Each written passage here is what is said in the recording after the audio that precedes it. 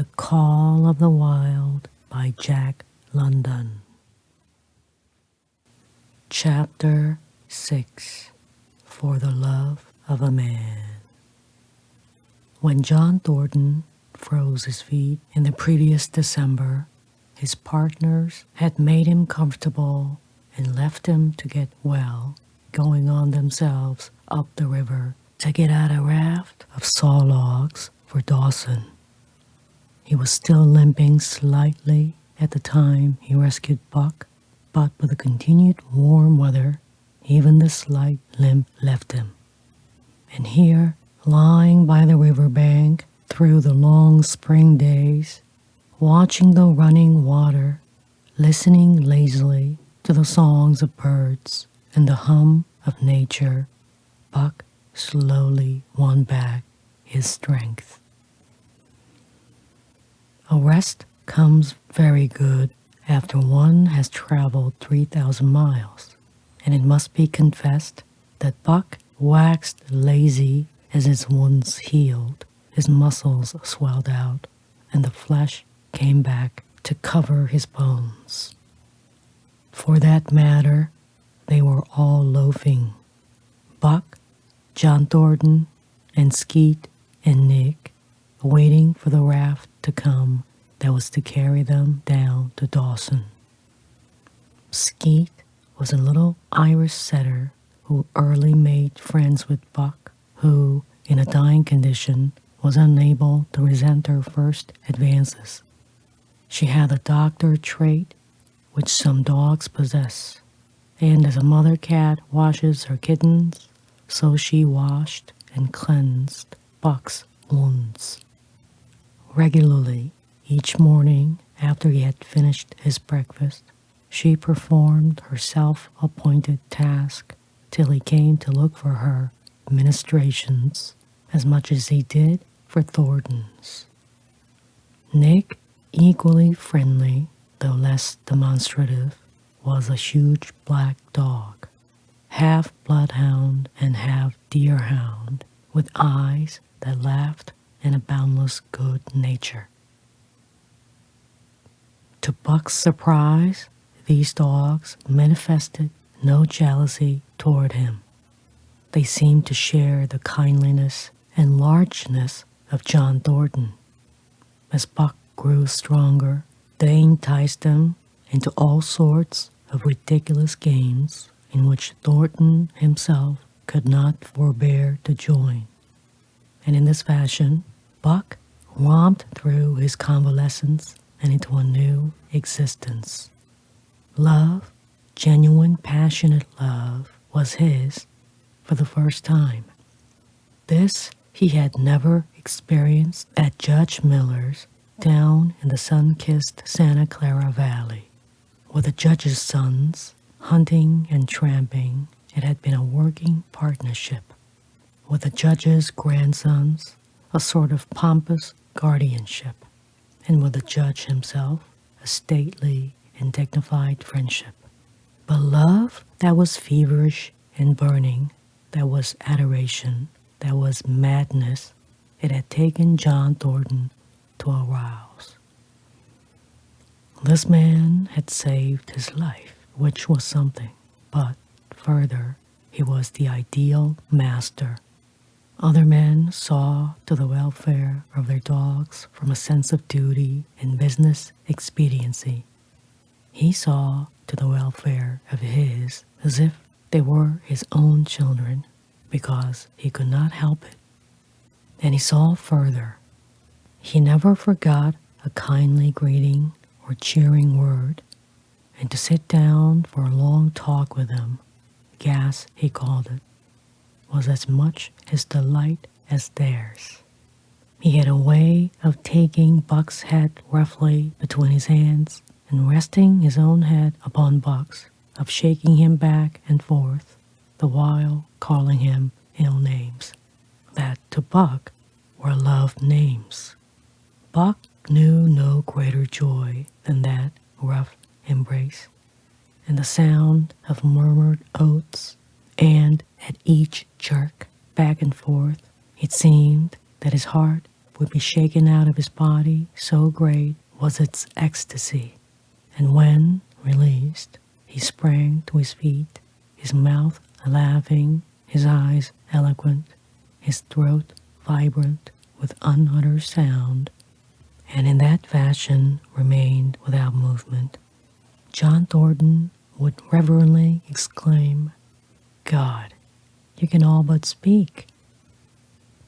Buck had a trick of love expression that was akin to hurt. He would often seize Thornton's hand in his mouth and close so fiercely that the flesh bore the impress of his teeth for some time afterward. And as Buck understood the oaths to be love words, so the man understood this feigned bite for a caress.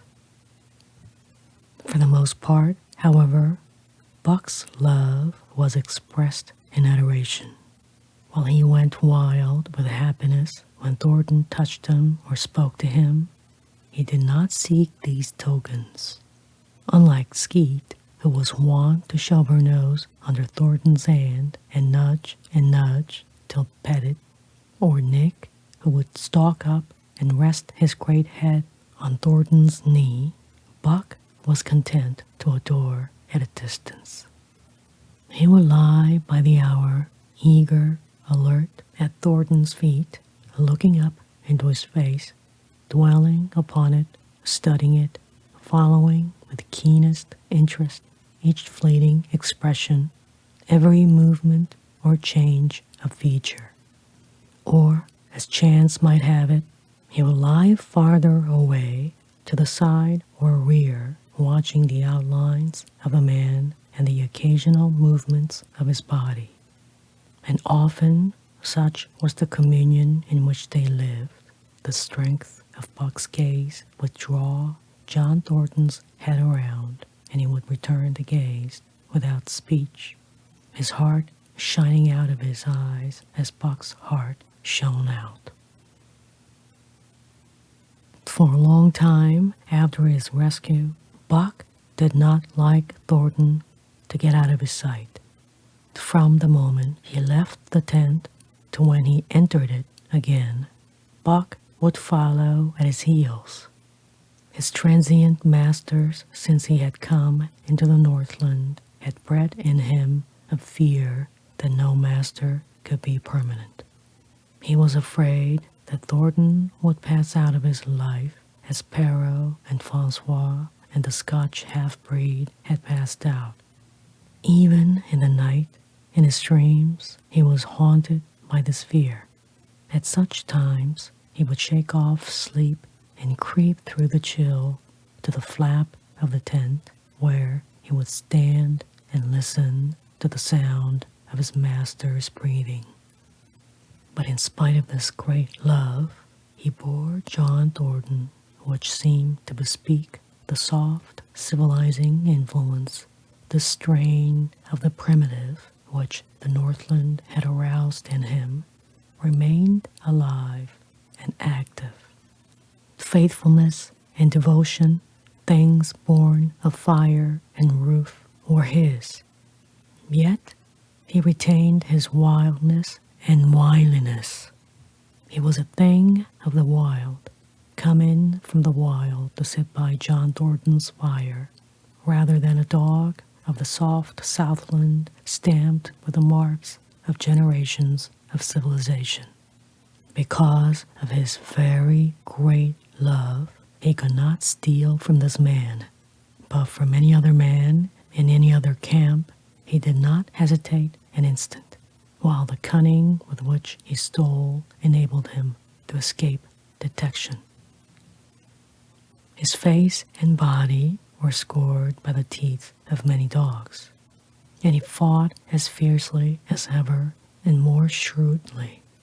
Skeet and Nick were too good-natured for quarreling. Besides, they belonged to John Thornton. But the strange dog, no matter what the breed or valor, swiftly acknowledged Buck's supremacy or found himself struggling for life with a terrible antagonist. And Buck was merciless. He had learned well the law of club and fang, and he never forewent an advantage or drew back from a foe he had started on the way to death. He had lessoned from Spitz and from the chief fighting dogs of the police and mail, and knew there was no middle course. He must master or be mastered, while to show mercy was a weakness. Mercy did not exist in the primordial life. It was misunderstood for fear, and such misunderstandings made for death. Kill or be killed, eat or be eaten was the law, and this mandate, down out of the depths of time, he obeyed. He was older than the days he had seen and the breaths he had drawn. He linked the past with the present, and the eternity behind him throbbed through him in a mighty rhythm to which he swayed as the tides and seasons swayed. He sat by John Thornton's fire, a broad-breasted dog, white-fanged and long-furred. But behind him were the shades of all manner of dogs, half-wolves and wild wolves, urgent and prompting, tasting the savor of the meat he ate, thirsting for the water he drank, scenting the wind with him, and listening with him, and telling him the sounds made by the wild life in the forest, dictating his moods, directing his actions, lying down to sleep with him when he lay down, and dreaming with him and beyond him, and becoming themselves the stuff of his dreams. So peremptorily did these shades beckon him that each day mankind and the claims of mankind slipped farther from him. Deep in the forest, a call was sounding, and as often as he heard this call, mysteriously thrilling and luring, he felt compelled to turn his back upon the fire and the beaten earth around it, and to plunge into the forest, and on, he knew not where or why, nor did he wonder where or why, the call sounding imperiously deep in the forest. But as often as he gained the soft, unbroken earth and the green shade, the love for John Thornton drew him back to the fire again. Thornton alone held him. The rest of mankind was as nothing. Chance travelers might praise or pet him, but he was cold under it all, and from a too demonstrative man he would get up and walk away. When Thornton's partners, Hans and Pete, arrived on the long-expected raft, Buck refused to notice them till he learned they were close to Thornton. After that, he tolerated them in a passive sort of way, accepting favors from them as though he favored them by accepting. They were of the same large type as Thornton, living close to the earth, thinking simply and seeing clearly. And ere they swung the raft into the big eddy by the sawmill at Dawson, they understood Buck and his ways, and did not insist upon an intimacy such as obtained with Skeet and Nick. For Thornton, however, his love seemed to grow and grow. He, alone among men, could put a pack upon a buck's back in the summer traveling. Nothing was too great for Buck to do when Thornton commanded. One day they had grub-staked themselves from the proceeds of the raft and left Dawson for the headwaters of the Tanana. The men and dogs were sitting on the crest of a cliff which fell away straight down to naked bedrock 300 feet below. John Thornton was sitting near the edge, Buck at his shoulder. A thoughtless whim seized Thornton as he drew the attention of Hans and Pete to the experiment he had in mind. "Jump, Buck," he commanded, sweeping his arm out and over the chasm. The next instant he was grappling with Buck on the extreme edge, while Hans and Pete were dragging them back into safety. "It's uncanny," Pete said after it was over and they had caught their speech. Thornton shook his head. "No, it is splendid, and it is terrible too. Do you know, it sometimes makes me afraid. I'm not hankering to be the man that lays hands on you while he's around," Pete announced conclusively, nodding his head toward Buck. "Pie Jingo" was Hans's contribution, not mineself either. It was at Circle City, ere the year was out, that Pete's apprehensions were realized. Black Burton, a man evil-tempered and malicious, had been picking a quarrel with a tenderfoot at the bar when Thornton stepped good-naturedly between. Buck, as was his custom, was lying in a corner, head on paws, watching his master's every action. Burton struck out, without warning, straight from the shoulder. Thornton was sent spinning and saved himself from falling only by clutching the rail of the bar. Those who were looking on heard what was neither bark nor yelp, but a something which is best described as a roar. And they saw Buck's body rise up in the air as he left the floor for Burton's throat. The man saved his life by instinctively throwing out his arm, but was hurled backward to the floor with Buck on top of him. Buck loosed his teeth from the flesh of the arm and drove in again for the throat. This time the man succeeded only in partly blocking, and his throat was torn open. Then the crowd was upon Buck, and he was driven off. But while a surgeon checked the bleeding, he prowled up and down, growling furiously, attempting to rush in and being forced back by an array of hostile clubs. A miners' meeting, called on the spot, decided that the dog had sufficient provocation and Buck was discharged.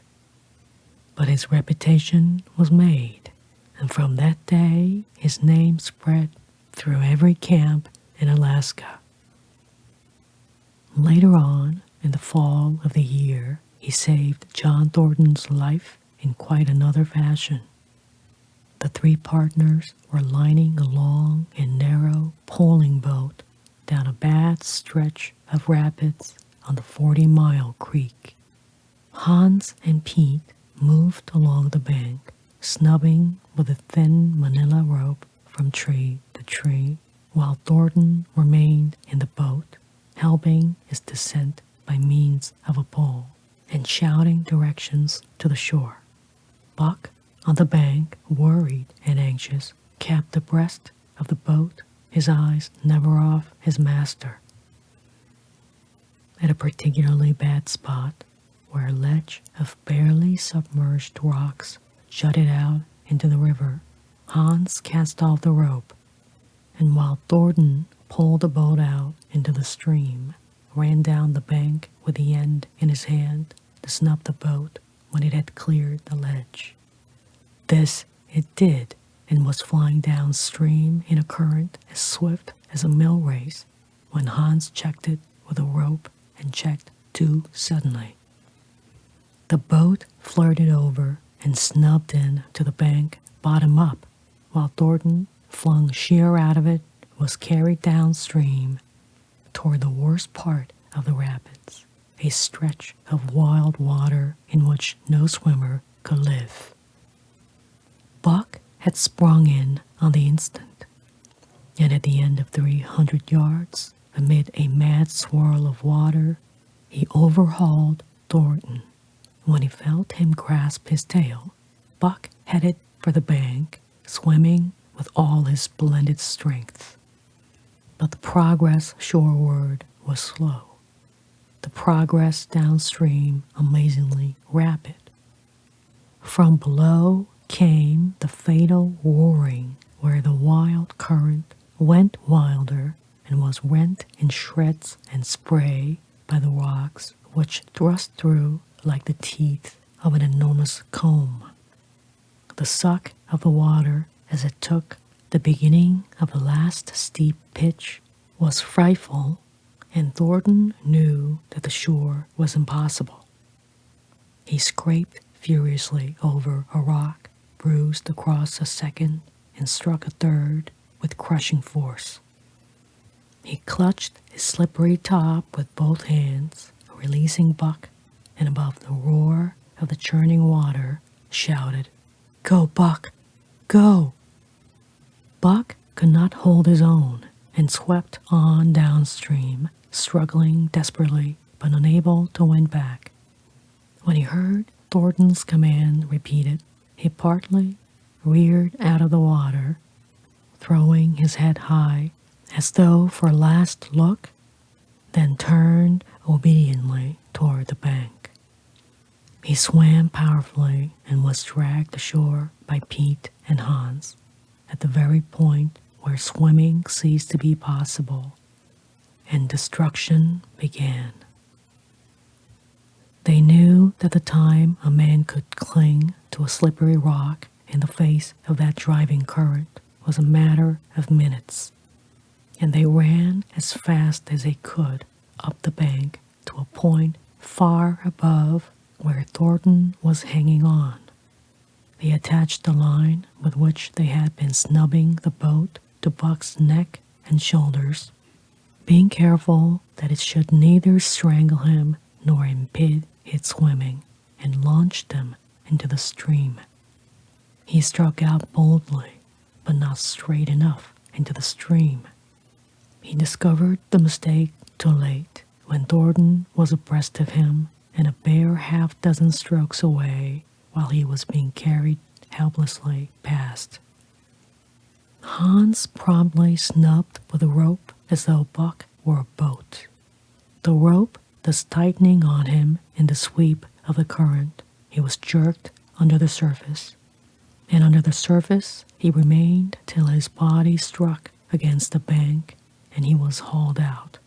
He was half drowned, and Hans and Pete threw themselves upon him, pounding the breath into him and the water out of him. He staggered to his feet and fell down. The faint sound of Thornton's voice came to them, and though they could not make out the words of it, they knew that he was in his extremity. His master's voice acted on Buck like an electric shock. He sprang to his feet and ran up the bank ahead of the men to the point of his previous departure. Again, the rope was attached and he was launched. And again he struck out, but this time straight into the stream. He had miscalculated once, but he would not be guilty of it a second time. Hans paid out the rope, permitting no slack, while Pete kept it clear of coils. Buck held on till he was on a line straight above Thornton. Then he turned and with the speed of an express train headed down upon him. Thornton saw him coming, and as Buck struck him like a battering ram with the whole force of the current behind him, he reached up and closed with both arms around the shaggy neck. Hans snubbed the rope around the tree, and Buck and Thornton were jerked under the water. Strangling, suffocating, sometimes one uppermost and sometimes the other, dragging over the jagged bottom, smashing against the rocks and snags, they veered in to the bank. Thornton came to, belly downward, and being violently propelled back and forth across a drift log by Hans and Pete. His first glance was for Buck, over whose limp and apparently lifeless body Nick was setting up a howl, while Skeet was licking the wet face and closed eyes. Thornton was himself bruised and battered, and he went carefully over Buck's body when he had been brought around, finding 3 broken ribs. "That settles it," he announced. "We camp right here." And camp they did till Buck's ribs knitted and he was able to travel. That winter at Dawson, Buck performed another exploit, not so heroic, perhaps, but one that put his name many notches higher on the totem pole of Alaskan fame. This exploit was particularly gratifying to the 3 men, for they stood in need of the outfit which it furnished and were enabled to make a long-desired trip into the Virgin East, where miners had not yet appeared. It was brought about by a conversation in the El Dorado saloon in which men waxed boastful of their favorite dogs. Buck, because of his record, was the target for these men, and Thornton was driven stoutly to defend him. At the end of half an hour, one man stated that his dog could start a sled with 500 pounds and walk off with it. A second bragged 600 for his dog, and a third 700. "Pooh, pooh," said John Thornton. "Buck can start 1,000 pounds. And break it out and walk off with it for 100 yards? Demanded Matthewson, a Bonanza king, he of the 700 vaunt. And break it out and walk off with it for 100 yards, John Thornton said coolly. "Well," Matthewson said, slowly and deliberately, so that all could hear, "I've got $1,000 that says he can't, and there it is." So saying, he slammed a sack of gold dust of the size of a Bologna sausage down upon the bar. Nobody spoke. Thornton's bluff, if bluff it was, had been called. He could feel a flush of warm blood creeping up his face. His tongue had tricked him. He did not know whether Buck could start 1,000 pounds. Half a ton. The enormousness of it appalled him. He had great faith in Buck's strength and had often thought him capable of starting such a load, but never as now had he faced the possibility of it. The eyes of a dozen men fixed upon him, silent and waiting. Further, he had no $1,000, nor had Hans or Pete. "I've got a sled standing outside now with 20 50-pound sacks of flour on it," Matthewson went on with brutal directness. "So don't let that hinder you." Thornton did not reply. He did not know what to say. He glanced from face to face in the absent way of a man who has lost the power of thought and is seeking somewhere to find the thing that will start it going again. The face of Jim O'Brien, a Mastodon king, an old-time comrade, caught his eyes. It was as acute to him, seeming to rouse him to do what he would never have dreamed of doing. "Can you lend me 1,000?" he asked, almost in a whisper. "Sure," answered O'Brien, thumping down a plethoric sack by the side of Matthewson's. "Though it's little faith I'm having, John, that the beast can do the trick." The El Dorado emptied its occupants into the street to see the test. The tables were deserted, and the dealers and gamekeepers came forth to see the outcome of the wager and to lay odds. Several hundred men, furred and mittened, banked around the sled within easy distance. Matthewson's sled, loaded with 1,000 pounds of flour, had been standing for a couple of hours, and in the intense cold, it was 60 below zero. The runners had frozen fast to the hard-packed snow. Men offered odds of 2 to 1 that Buck could not budge the sled. A quibble arose concerning the phrase break out. O'Brien contended it was Thornton's privilege to knock the runners loose, leaving Buck to break it out from a dead standstill. Matthewson insisted that the phrase included breaking the runners from the frozen grip of the snow. A majority of the men who had witnessed the making of the bet decided in his favor, whereat the odds went up to 3 to 1 against Buck. There were no takers. Not a man believed him capable of the feat. Thornton had been hurried into the wager, heavy with doubt, and now that he looked at the sled itself, the concrete fact, with a regular team of 10 dogs curled up in the snow before it, the more impossible the task appeared. Matthewson waxed jubilant. 3 to 1, he proclaimed. I'll lay you another 1,000 at that figure. Thornton, what do you say? Thornton's doubt was strong in his face, but his fighting spirit was aroused. The fighting spirit that soars above odds, fails to recognize the impossible, and is deaf to all save the clamor for battle. He called Hans and Pete to him. Their sacks were slim, and with his own, the 3 partners could rake together only $200. In the ebb of their fortunes, this sum was their total capital. Yet they laid it unhesitatingly against Matthewson's 600. The team of 10 dogs was unhitched, and Buck, with his own harness, was put into the sled.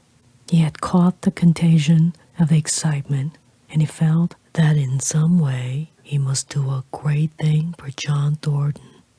Murmurs of admiration at his splendid appearance went up. He was in perfect condition, without an ounce of superfluous flesh, and the 150 pounds that he weighed were so many pounds of grit and virility. His furry coat shone with a sheen of silk. Down the neck and across the shoulders, his mane, in repose as it was, half bristled and seemed to lift with every movement as though excess of vigor made each particular hair alive and active. The great breast and heavy forelegs were no more than in proportion with the rest of the body, where the muscle showed in tight rolls underneath the skin. Men felt these muscles and proclaimed them hard as iron, and the odds went down to 2 to 1. God, sir, stuttered a member of the latest dynasty, the king of the Skookum benches. I offer you 800 for him, sir, before the test, sir. 800 just as he stands. Thornton shook his head and stepped to Buck's side. You must stand off from him, Matthewson protested. Free play and plenty of room. The crowd fell silent. Only could be heard the voices of the gamblers vainly offering 2 to 1. Everybody acknowledged Buck a magnificent animal, but 50-pound sacks of flour bulked too large in their eyes for them to loosen their pouch strings. Thornton knelt down by Buck's side. He took his head in his 2 hands and rested cheek on cheek. He did not playfully shake him, as was his wont, or murmur soft love curses, but he whispered in his ear, "As you love me, Buck, as you love me," was what he whispered. Buck whined with suppressed eagerness. The crowd was watching curiously. The affair was growing mysterious. It seemed like a conjuration. As Thornton got to his feet, Buck seized his mittened hand between his jaws, pressing in with his teeth and releasing slowly, half reluctantly. It was the answer, in terms not of speech, but of love. Thornton stepped well back. "Now, Buck," he said. Buck tightened the traces, then slacked them for a matter of several inches.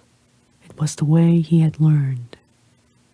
"Gee," Thornton's voice rang out, sharp in the tense silence. Buck swung to the right, ending the movement in a plunge that took up the slack and with a sudden jerk arrested his 150 pounds. The load quivered, and from under the runners arose a crisp crackling. "Haul," Thornton commanded. Buck duplicated the maneuver, this time to the left. The crackling turned into a snapping, the sled pivoting and the runners slipping and grating several inches to the side. The sled was broken out. Men were holding their breaths, intensely unconscious of the fact. "Now, mush!" Thornton's command cracked out like a pistol shot. Buck threw himself forward, tightening the traces with a jarring lunge. His whole body was gathered compactly together in the tremendous effort, the muscles writhing and nodding like live things under the silky fur.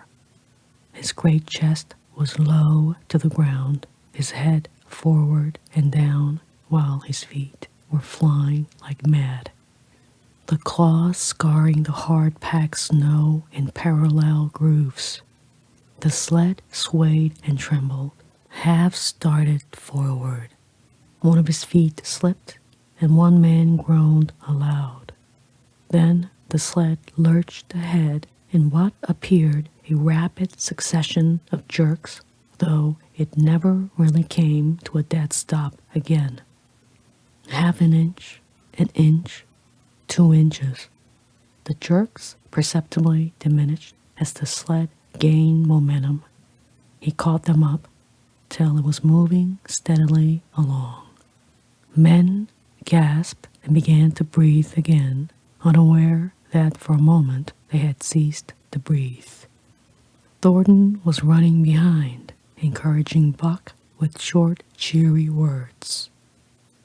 The distance had been measured off, and as he neared the pile of firewood which marked the end of the 100 yards, a cheer began to grow and grow, which burst into a roar as he passed the firewood and halted at command. Every man was tearing himself loose, even Matthewson. Hats and mittens were flying in the air. Men were shaking hands, it did not matter with whom, and bubbling over in a general incoherent babble. But Thornton fell on his knees beside Buck. Head was against head, and he was shaking him back and forth. Those who hurried up heard him cursing Buck. Then he cursed him long and fervently and softly and lovingly. "God, sir! God, sir!" spluttered the schoolgum bench king. "I'll give you 1,000 for him, sir. 1,000, sir. 1,200, sir." Thornton rose to his feet. His eyes were wet. The tears were streaming frankly down his cheeks. "Sir," he said to the schoolgum bench king. "No, sir. You can go to hell, sir. It's the best I can do for you, sir." Buck seized Thornton's hand in his teeth. Thornton shook him back and forth, as though animated by common impulse. The onlookers drew back to a respectful distance, nor were they again indiscreet enough to interrupt.